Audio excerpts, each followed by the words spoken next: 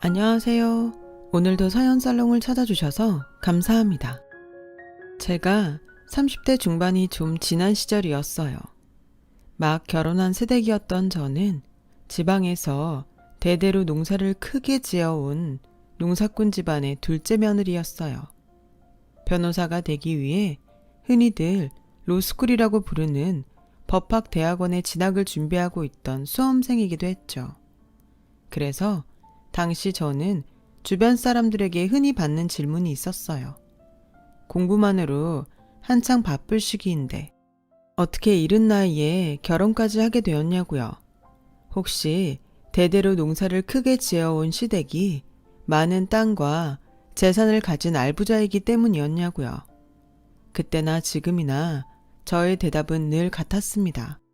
시댁의 재산은 시부모님의 재산일 뿐 가난한 집안이었어도 저는 이 집안에 시집을 왔을 거라고요.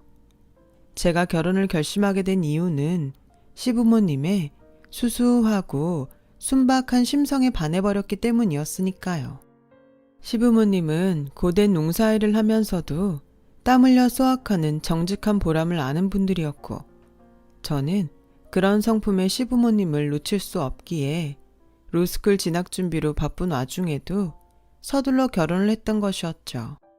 결혼 직후 지방에 있는 시댁에서 시부모님과 함께 살면서 저는 한동안 무척이나 행복한 날들을 보냈어요. 시부모님은 생애 처음 맞이한 둘째 며느리인 저를 친딸처럼 아껴주었고 저도 로스쿨 진학을 위한 공부에 힘쓰는 한편으로 시부모님을 공경하며 모셨죠. 정말이지 그저 행복에 겨운 날들이었어요. 다만 저에게 단 하나의 근심거리가 있었다면 그건 바로 궁금한 점이 하나 있는데요, 어머님. 궁금한 거? 세상 똑똑한 우리 며느님이 나 같은 농부한테 궁금할 것도 다 있다니? 에이, 어머님도 참. 저야 그냥 책상머리 공부만 해왔지. 세상 이치는 어머님이랑 아버님이 더 많이 알고 계신걸요. 살아온 세월이라는 게 있잖아요. 그건 그렇지. 어디 물어보렴? 내가 해결해 줄 수 있는 궁금증이면 좋겠구나. 남편이 그러더라고요. 저희가 결혼하기 몇 해 전에 아버님이 큰 수술을 받은 적이 있다고요. 그 양반이 뇌출혈로 쓰러진 적이 있긴 있었지. 뇌출혈이요? 너무 신경 쓰지 않아도 된단다.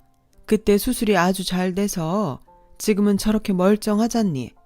농사일이다 뭐다 새참으로 막걸리도 한 잔씩 해가면서 수술이 잘 되었다니 다행이긴 한데 그래도 전 좀 걱정이네요. 뭐가? 아버님 연세도 있으신데 뇌출혈이 재발하지 않으리라는 보장은 없고 그런 상황에서 힘든 농사일을 한사코 노려들지 않는 게 저는 자꾸 마음에 걸리네요. 본인이 좋아서 하겠다는 일을 우리가 무슨 재주로 말리겠니? 그리고 우리 나이 정도 되면 평생 해오던 일 갑자기 손에서 놓아버리게 되면 하루 이틀 사이에 폭삭 늙어버리는 법이야. 그게 세상 술리고 이칠한다. 아무래도 그렇겠죠. 그래도 새참으로 드시는 막걸리는 줄였음 싶어요. 건강 생각해서라도. 시아버지의 나이도 나이였거니와 뇌출혈이라는 게 언제 재발할지 모르는 위험한 병이니까요. 그래서 저는 행여 시아버지의 건강에 이상이라도 생기지 않을까 늘 노심초사 챙겼죠. 그러던 어느 날 시댁 상황이 이상하게 돌아가기 시작했어요. 그 이상한 불화의 씨앗은 시댁이 있는 지역에 말단 공무원 하나가 맏며느리로 들어오면서부터 시작되었죠. 상견례 날 처음 마주한 그 사람은 시부모님에게는 맏며느리이자 저에게는 큰 동서 될 여자였어요. 첫인상이 뭐랄까 묘하게 떨떠름하고 쎄한 느낌이라고 할까요? 아무튼 큰 동서를 처음 본 저는 무언가 괜히 막 불안했어요. 마치 미래에 벌어질 흉사를 미리 예견한 점쟁이처럼 말이죠. 아니나 다를까 상견례를 마친 큰 동서가 저에게 은밀하게 묻더라고요. 시댁이 농사 짓고 있는 땅이랑 재산이 꽤 되는 걸로 알고 있는데 몇 평이나 되나? 재산은 얼마나 되고? 글쎄요. 전 모르겠는데요. 거짓말. 시부모님이랑 같이 살면서 어떻게 그걸 몰라? 시댁 재산에는 크게 관심을 둔 적이 없으니까 모를 수밖에요. 시부모님이 어딘가 많이 아프셔서 저의 도움을 필요로 하는 상황이라면야 당연히 관리 차원에서라도 관심을 가져야 하겠지만 지금은 두 분 다 정정하시잖아요?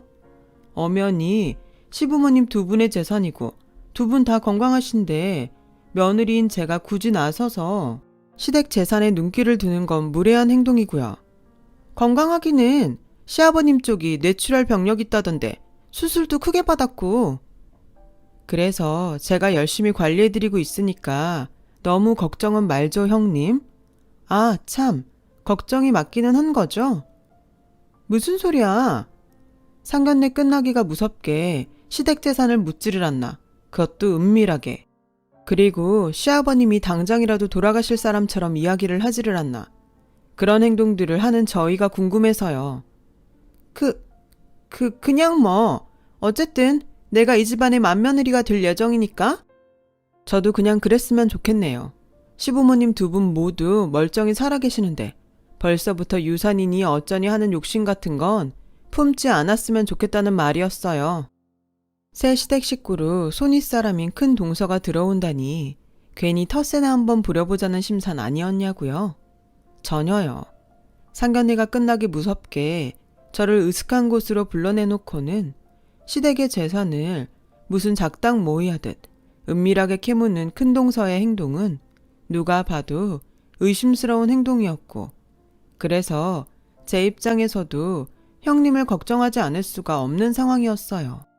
또 그래서 일종의 예방접종 차원에서 형님에게 경고를 했을 뿐이었고요. 시댁의 재산을 두고 헛된 욕심 따위 부리지 말라는 경고 말이죠. 그날의 경고가 제대로 먹혀들었던 덕분일까요? 형님은 결혼 후 한동안은 잠잠하게 지내더라고요. 하지만 형님의 남편인 아주버님이 해외 지사의 5년짜리 장기 파견 근무를 떠나던 바로 그 순간부터 형님의 이상한 행동이 다시 시작되었어요. 저기요 형님, 대체 무슨 생각인 거죠? 다짜고짜 뭐가? 왜? 발뺌하지 마세요. 시부모님한테 이야기 다 듣고 온 참이니까. 대체 무슨 생각으로 멀쩡히 금슬 좋은 시부모님한테 이혼을 부추기는 거냐고요. 아, 그거 진짜 별거 아닌데? 이혼이 별거 아니라뇨. 동서는 눈먼 나랏돈이 꽤 많다는 얘기 들어본 적 없나 봐. 그 눈먼 나랏돈 이 핑계 저 핑계 대가면서 쏙쏙 빼먹고 사는 사람들이 얼마나 많은지도 모르는 모양이고 하기사 평생 공부만 하면서 살아온 샌님이 뭘 알겠냐마는. 그러는 형님이야말로 나랏니라는 공무원이 이래도 되는 건가요? 공무원이 시부모님 위장이혼 시켜놓고 기초생활지원금 받아먹어도 되는 거냐고요. 나랏니라는 공무원이니까 나랏일 돌아가는 걸 누구보다 잘 아니까 그래서 이러는 건데? 그니까 그게 공무원 입에서 나올 소리냐고요.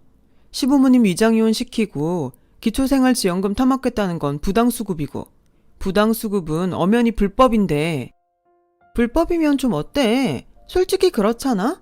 시댁 재산을 전부 시아버지 앞으로 돌려놓고 시부모님 위장 이혼시키면 시어머니 앞으로 잡혀있는 재산이 한 푼도 없으니까 기초생활지원금을 꽁으로 먹을 수 있는데 그런 기초생활지원금을 안 빼먹을 사람이 어딨다고? 세상에는요. 법이나 양심 잠깐 어기면 큰 이득 볼 수 있다는 거 뻔히 다 알면서도 지킬 거 반드시 지키면서 사는 사람들이 훨씬 많아요. 세상에는 말이야 동서 법이니 양심이니 적당히들 어겨가면서 그 덕분에 챙길 수 있는 이득들 적당히 누려가면서 그렇게 사는 사람들도 많아. 왜? 나 혼자만 정직하겠답시고 버티면 살면서 손해니까. 그리고 불법이거나 말거나 안 걸리면 장땡 아니겠어? 아니요. 방금 그 말에는 절대 동의 못하겠는데요. 시부모님 위장이혼 시키는 것도 동의할 수 없고 불법으로 기초생활지원금 수급받는 건 더더욱 두고 볼 수도 없겠는데요. 맘대로 해보든가. 동서가 이혼하나? 시부모님이 이혼하는 거지? 그리고 기초생활지원금 내가 먹자는 거 아니야. 평생 농사일에 고생하면서 산 시부모님한테 쥐어드릴 생각일 뿐이지. 그 돈 어차피 시부모님이 세금으로 낸 돈인데 누가 뭐라고 하겠어? 큰동서의 이상한 행동은 멀쩡히 금슬 좋게 잘 지내고 있던 시부모님을 위장이혼시키려고 애쓴다는 것이었어요. 시부모님에게 기초생활지원금을 매달 수급받을 수 있게 해주겠다면서요. 시댁의 땅과 재산들을 전부 시아버지 앞으로 돌려놓은 뒤 위장이혼을 하면 시어머니 앞으로 잡혀있는 재산이 한 푼도 없으니 기초생활지원금을 꽁으로 먹을 수 있을 테니까요. 저와 남편은 당연히 큰동서와 대립했죠. 시부모님에게 위장이혼은 결코 해서는 안 된다며 열성적으로 설득했죠. 이제까지 잘 살아오셨는데 사람 일이란 게 어떻게 될 줄 알고요. 시부모님도 처음에는 큰동서의 위장이혼 제안을 영 꺼림칙하게 여기는 눈치였어요. 하지만 시부모님을 꼬드기는 큰동서의 거짓 효녀 행세와 여우짓은 상상 이상으로 대단했죠. 결국 그게 무슨 말씀이세요, 어머님? 우리 맏며느리 얘기를 자꾸 듣다 보니까 나름 일리가 있는 말이더구나. 공무원이라서 그런가 나라 돌아가는 이치에도 아주 훤하고 맏며느리 하나 아주 잘 들인 모양이야. 결국 위장이혼을 하시겠다고요? 제가 그렇게 반대했는데도요? 그래, 해야겠다.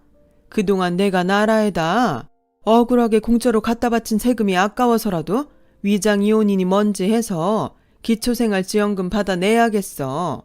시부모가 그렇게 결정했다는데 넌 무슨 말이 그렇게나 많니? 형님이 그래요.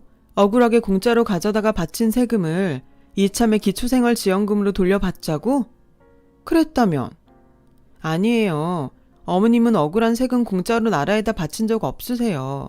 그동안 어머님이 낸 세금으로 우리 식구들이 국가로부터 많은 혜택을 받으면서 살아왔죠. 보자보자니까 아주 어디서 시애미를 가르치려 들어들기를. 시애미 가방끈 짧다고 무시하는 거냐 뭐냐. 어머님, 기왕 큰소리 나온 김에 어디 한번 따져나 보자. 넌 명색이 며느리라는 것이 시부모가 매달 꼴랑 몇십만 원 받아 챙기는 게 그렇게 아깝다던? 시부모가 위장이혼으로 기초생활지원금 좀 받아먹는 일로다가 변호사가 될 내 앞길이라도 망칠까봐 그게 그렇게 겁이 난다던? 형님이 그렇게 얘기했어요? 제가 어머님 가방끈 짧다고 무시하는 거라고요? 변호사가 될 제 앞길에 시부모님이 방해가 될까봐 걱정해서 위장이혼을 반대하는 거라고요? 그래, 그러더구나. 내 눈에 보이기에도 그래 보이고. 그럴 리가요. 아니에요. 절대 아니에요. 듣기 싫다니까는 그동안 시부모 앞에서 차마 며느리 행세나 해가면서 뒤로는 네 입속만 챙기려고 했던 이중적인 모습을 생각하면 아주 치가 떨려. 무슨 말을 해도 듣기 싫고 더는 꼴도 보기 싫으니 빠른 시일 내에 우리 집에서 나가거라. 지금 그 말씀은 저희를 분가시키겠다는 얘긴가요? 변호사 된다는 사람이 이렇게 말기가 어두워서야 너랑 작은 아들 없는 자식인 셈 치겠다는 얘기다. 크게 역정을 낸 시어머니는 설득을 포기하지 않는 저희 부부를 외면하며 돌아섰어요. 시아버지도 마찬가지였고요. 너무 속이 상하더라고요. 불려시 큰동서가 시부모님에게 저희 부부를 얼마나 이간질시켰으면 그 사람 좋던 시부모님이 저렇게 돌변하셨을까 싶어서요. 어떤 말로 이간질을 놓았을지는 아주 뻔한 얘기였죠. 저희 부부가 시부모님의 가방끈이 짧다며 무시하는 거라고 했겠죠. 저와 남편은 오직 우리 부부의 앞날만을 위해 시부모님을 깔아 뭉개려 드는 아주 몹쓸 불효자라고도 했겠죠. 정작 제일 몹쓸 불효자는 불려시 큰동서 본인이면서요.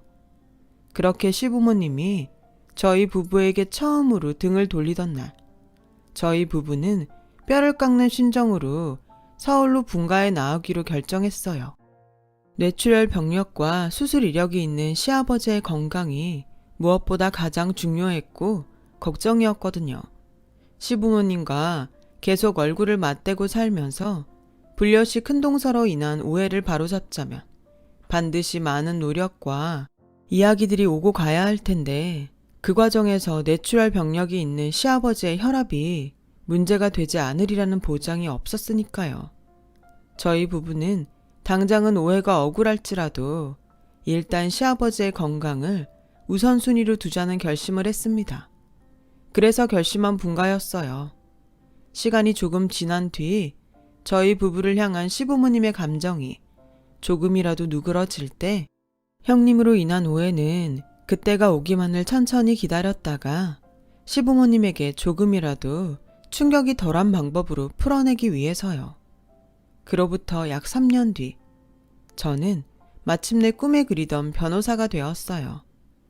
결국 로스쿨에 합격했고 끝내 순조롭게 졸업까지 마칠 수 있었던 덕분이었죠. 변호사가 된 저는 어려움에 처한 사람들을 돕는 일에 힘을 많이 쏟았어요. 저희 도움을 필요로 하는 사람들의 거의 전부는 억울한 피해자들이었죠. 그렇게 억울한 피해자들의 구제를 위해 최선을 다하던 작년 어느 여름날 덜컥 비보가 전해졌어요. 깊은 새벽까지 사무실에 남아 소송 준비에 여념이 없던 저를 찾아온 남편으로부터 전해진 비보는 미안한데 여보, 지금 진행 중인 재판들 잠깐 미룰 수 있지 않을까? 특별한 사유가 있다면 법원에 기일 연기 신청할 수 있어. 근데 갑자기 왜? 그게 무슨 일인데, 응? 아버지가 하는 말만을 망연자실하니 반복하는 남편의 모습을 보며 저의 가슴도 내려앉았어요. 제발 저의 짐작과 같은 일만은 벌어지지 않았기를. 아버지가 위독하시다네. 나도 방금 연락받았어. 당신이 그렇게 걱정했던 뇌출혈이 재발하셨다더라. 알았으니까 정신 차리고 내 말 잘 들어. 아직 돌아가신 건 아니라는 얘기잖아. 그치? 그러니까 벌써부터 슬퍼하고 그러지 마. 아주버님 외국에 계시는 지금에는 당신이 집안 기둥이야. 내 말 이해하지? 저는 남편의 마음을 다잡아가며 시아버지가 중환자실에 있다는 시댁 근처의 병원으로 급히 향했어요. 시아버지는 저희 부부가 오기만을 기다리고 계셨던지 저희 부부의 얼굴을 마주한 지 몇 시간 만에 결국 임종을 맞이하셨죠. 형님은 시아버지의 임종부터 발인이 끝나기까지 코빼기조차 보이질 않았어요. 해외 장기 출장을 나가 있던 아주버님이야 결국 어쩔 수 없이 귀국을 못했다는 사정이야 충분히 이해가 되었지만 큰 동서는 아니었다고요. 한 동네에 사는 맏며느리가 심지어 상주된 입장인 자가 장례가 다 끝나도록 코빼기조차 비추지 않는 건 분명 선을 넘은 행동인 거죠. 더 기가 막히고 치가 떨리는 건 장례가 끝나고 며칠씩이나 지나고 나서야 변호사를 대동하고 시댁에 나타난 맏며느리가 시어머니 앞에 내어놓은 첫 마디였어요. 장례 치르느라 고생 많으셨습니다. 근데 뭐 슬픈 건 슬픈 거고 절차는 절차니까. 단도직입적으로 말하죠. 이 집에서 언제까지 나가주실 수 있나요, 어머님? 최대한 빠른 시일 내였으면 좋겠는데. 큰동서의 첫마디에 저희 남편과 시어머니가 어리둥절해하는 찰나 순간 아차 생각난 구석이 있던 제가 시어머니에게 물었어요. 어머님, 혹시 3년 전에 형님이 시키는 대로 시아버님이랑 위정이혼 하셨나요? 그때 그랬었지. 그러면 혹시 위정이혼 하실 때 시댁 모든 재산을 시아버님 명의로 돌려놓았고요? 우리는 그냥 시키는 대로 한 것밖에는 없어.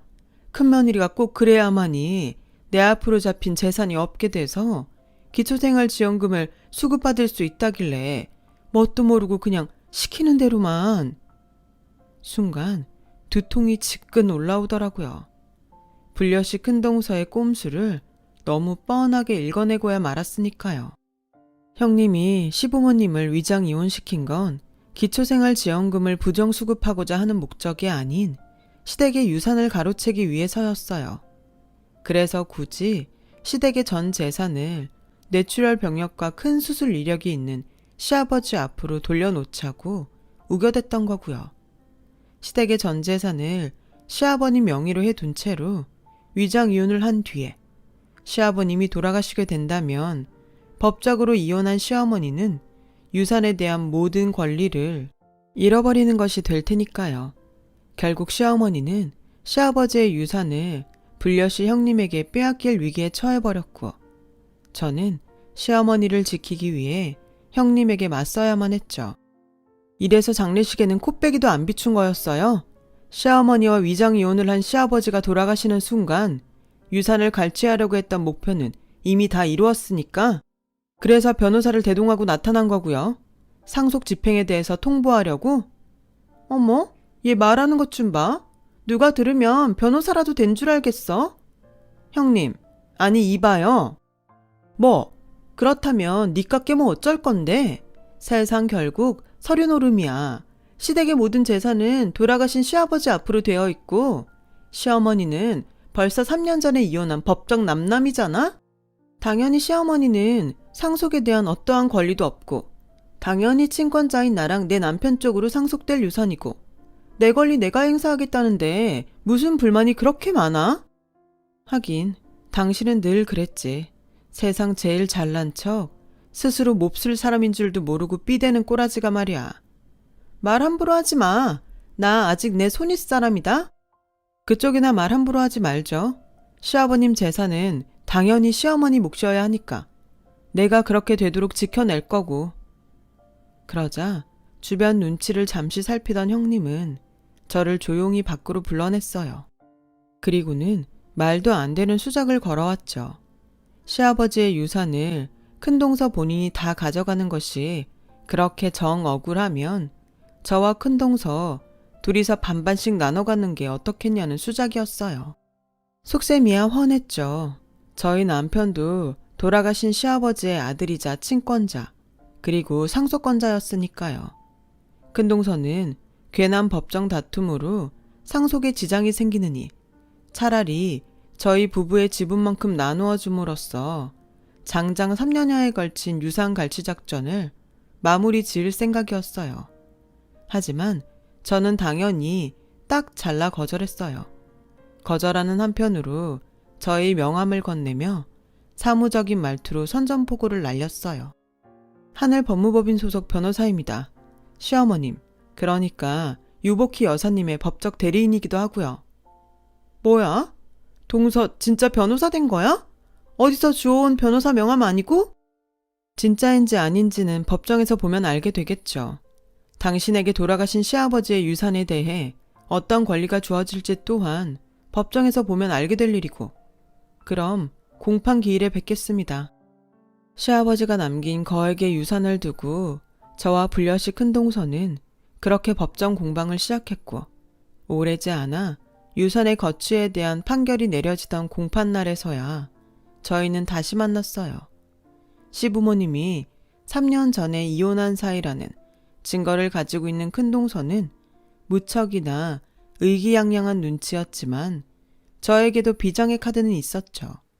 그 비장의 카드는 바로 존경하는 재판장님, 본 변호인은 고인과 유복희 여사의 이혼이 당사자 간의 자유의사를 심각하게 침해당한 채로 강요된 합의이며 당사자들에게는 이혼의 의사와 이혼 부부로 살아온 사실, 일체가 없음을 주장하는 바입니다. 이를 증명하는 증거로서 원고 측과 맏며느리인 피고인 사이에 지난 3년간 통화 녹취록의 일부를 제출합니다. 이 있습니다. 사전에 협의되지 않은 증거일 뿐더러 오늘 재판의 본질은 고인의 유산에 대한 상속 권리가 유복희 여사에게 있느냐 없느냐를 따지는 것이지 3년 전 노부부의 이혼에 대하여 다루는 재판은 아니기 때문입니다. 아닙니다. 본 변호인의 주장은 노부부의 이혼이 무효임을 밝히는 동시에 이혼이 무효이니만큼 고인의 유산에 대한 제1상속권자는 맏며느리인 피고인이 아닌 유복희 여사라는 주장입니다. 따라서 지난 3년간 원고 측과 피고인의 통화 녹취록을 증거로 채택하기를 바랍니다. 그러자 잠시 생각에 잠긴 판사님은 이내 제가 준비한 통화 녹취록을 증거로 채택했고 제가 준비한 통화 녹취록이 재판장에 흘러나오기가 무섭게 불려시 큰 동서는 사색이 되고야 말았어요. 그 통화 녹취록은 큰 동서가 시부모님에게 위장 이혼을 종용하던 당시부터 꾸준하게 녹음되어 왔던 녹음 파일이었거든요. 당연히 통화 내용 중에는 시부모님에게 반드시 시댁의 전 재산을 시아버지 앞으로 돌려놓은 다음에 위장 이혼을 해야 한다며 반쯤 강요하는 큰 동서의 목소리가 고스란히 들어있었고, 덕분에 재판은 아주 싱겁게도 저희 승리로 돌아오나 싶었죠. 바로 그때 꼴에 공무원이랍시고 어디서 뭘 주워 듣긴 들었던 모양인지 불려시 큰 동서가 자기 측 변호사의 만류에도 불구하고 직접 큰 소리를 내더라고요. 이거 도청이잖아요. 도청은 불법이고 불법적으로 수집한 증거는 전부 무효고, 그러니까 지금 이 녹음 파일은 증거로 쓸 수 없어요. 그만하세요, 피고인. 불법 도청이 아니라는 증거도 준비했으니까. 뭐? 지금 이 녹음 파일은 원고 측인 노부부가 피고인과 직접 통화한 내용이며 통화 당사자인 원고 측의 휴대폰을 통해 직접 녹음된 증거이므로 불법적인 증거는 아닙니다. 말도 안 되는 소리 하지 마. 휴대폰이라고는 카톡도 못해, 문자도 못 보내. 꼴랑 전화통화밖에 할 줄 모르는 노인네가 뭘 한다고 매번 일일이 녹음을 하고 앉아있었겠냐고. 매번 직접 일일이 녹음을 할 필요는 없죠. 요즘에는 세상에는 모든 통화를 자동으로 녹음해주는 애플리케이션, 일종의 블랙박스와도 같은 스마트폰 프로그램이 존재합니다. 그랬어요. 시부모님의 스마트폰에는 모든 전화 통화를 자동으로 녹음해주는 애플리케이션이 깔려 있었어요. 그리고 그 스마트폰과 통화 자동 녹음 애플리케이션은 시부모님을 향한 저와 남편의 진심의 결과였죠. 과거 시댁으로부터 분가에 나오던 날, 저희 부부는 형님이 행여라도 순박한 시부모님을 등쳐먹으려 들지는 않을까 하는 걱정을 품고 있었고, 만약 그럴 경우 증거를 남겨두기 위해 시부모님에게 최신형 스마트폰을 선물하며 시댁을 떠났어요. 그 애플리케이션을 스마트폰에 설치해 둔 채로 말이죠. 사실 저와 남편 또한 그 애플리케이션을 까맣게 잊고 지내고 있었거든요. 큰동서와의 재판을 준비하던 도중에 기억이 났던 거예요. 증거로 가져올 수 있었던 거고요. 증거의 위력은 대단했어요. 법정이 시부모의 이혼이 당사자의 자유의사가 심각하게 침해된 채로 강요된 이혼이라는 저의 주장을 진정으로 인정했고, 그 결과 법원으로부터 이혼 취소 판결을 받아낸 시어머니는 시아버지와의 법적 부부관계를 수복했으며, 시아버지의 유산에 대한 최우선의 권리는 당연하게도 법적 배우자인 시어머니에게 돌아갔거든요. 무척이나 뿌듯하고 무척이나 싱거운 승리였죠. 그렇게 재판은 전적으로 저와 시어머니의 승리로 마무리되었지만 저는 거기서 끝낼 생각이 없었어요. 사랑하는 시부모님에게 흉악한 욕심을 들이밀었던 불려시 큰동서가 법적 도덕적 응분의 대가를 치러야 옳다는 생각이었거든요. 그래서 재판에 승리하고 법정을 떠나며 그 여자에게 두 번째 선전포고를 날렸어요. 유감이네요. 장장 3년이 넘는 시간 동안 욕심을 부려왔던 유산을 한 푼도 가져갈 수 없게 되어서. 너 내가 이대로 가만히 있을 줄 알아? 두고 보자고. 마지막에 웃는 사람이 누군지. 그럽시다. 마지막에 웃는 사람이 누구일지 어디 두고 보자고요. 참고로 힌트 하나 주자면 이제 겨우 유산 관련 재판 하나 끝냈을 뿐이야. 이혼 소송은 아직 접수도 안 했고 공무원으로 계속 일할 수 있을런지 모르겠네. 지금 이 정도 부당행위면 공무원직 파면 충분히 당하고도 남을 테니까. 수포로 돌아간 유산 갈취로 인해 가뜩이나 분기에 차있던 그 여자가 악에 바쳐 악다구니를 쓰고 있는데 제가 연락해두었던 아주버님이 나타나셨어요. 자신이 외국에 있는 동안 큰동서가 벌였던 만행들을 전부 알게 된 시아주버님은 곧장 이혼 소송을 접수했어요. 그 이혼 소송의 시아주버님 측 법적 대리인, 변호사는 저였어요. 그제야 사태를 파악한 그 여자가 바짓가랑이를 붙들고 한 번만 살려달라며 애걸복걸하거나 말거나 제가 이혼 소송을 접수하면서 불려시 그 여자와 악연은 종지부를 찍었답니다. 이혼 소송은 저의 예상 그대로 소송이라고 부르기도 민망할 만큼 아주 쉽게 끝이 났어요.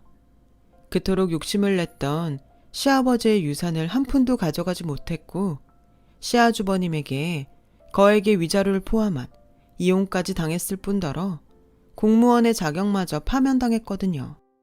시어머니는 유산 관련 재판에서 승리하던 날 저와 저희 남편에게 한때나마 등을 돌렸던 일에 대해 진심으로 사과했어요. 저와 남편은 그런 시어머니를 꼭 끌어안아드렸고요.